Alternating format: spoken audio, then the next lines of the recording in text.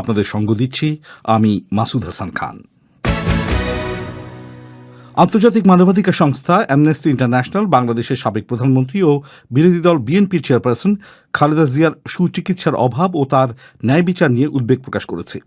এক বিবৃতিতে অ্যামনেস্টি বলছে, খালেদা জিয়ার চিকিৎসায় ঘাটতি রয়েছে, যা কারাবন্দীদের প্রতি ন্যূনতম আচরণের উপর জাতিসংঘের বিধিমালার বরখেলাপ। অন্তত দুটি ক্ষেত্রে বিএনপি প্রধানের ন্যায় বিচার পাওয়ার অধিকার ক্ষুণ্ণ হয়েছে বলেও অ্যামনেস্টি ওই বিবৃতিতে উল্লেখ করেছে। এ নিয়ে একটু আগে আমি কথা বলি অ্যামনেস্টির দক্ষিণ এশিয়া বিষয়ক গবেষক সুলতান মোহাম্মদ জাকারিয়ার সঙ্গে।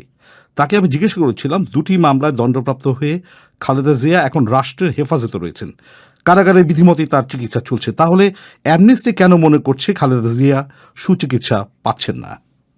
আপনারা জানেন যে বাংলাদেশে প্রায় দীর্ঘদিন ধরে বিভিন্ন গণমাধ্যম এবং ওনার পরিবার থেকে ধরনের অভিযোগ হচ্ছিল যে ওনার কিছু রোগ, আর্থ্রাইটিস এবং ডায়াবেটিস, এইটা খারাপ দিকে যাচ্ছে।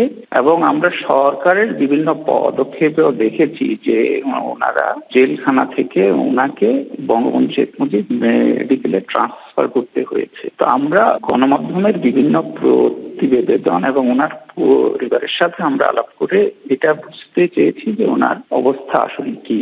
সেখানে আমরা দেখেছি যে অনেক খুব গভীর উদ্বেগ প্রকাশ করেছে। আমরা এটার কোনো ভ্যালু জাজমেন্টে আমরা যাই নাই বা চাচ্ছি না।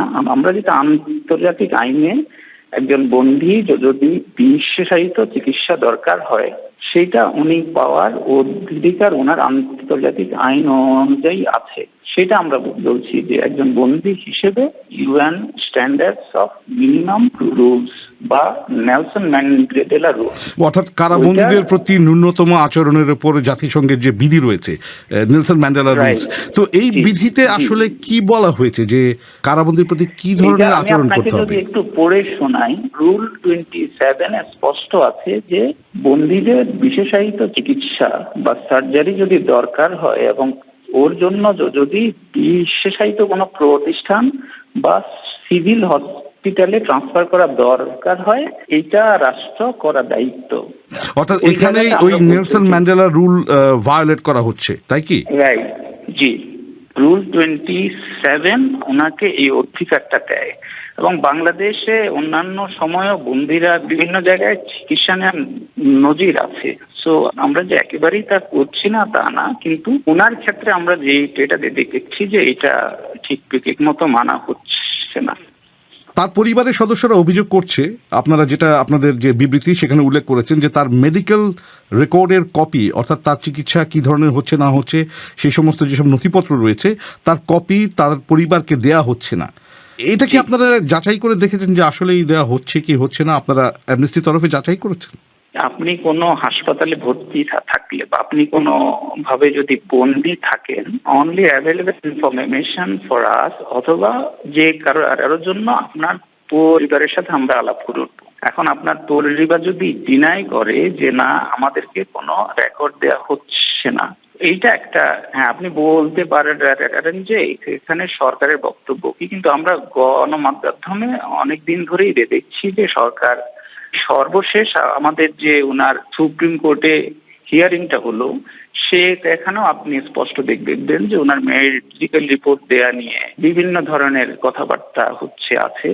কিন্তু ওনার পরিবার থেকে স্পষ্ট যখন আমাদের কাছে বলা হয়েছে যে না, they do not have access to this medical records.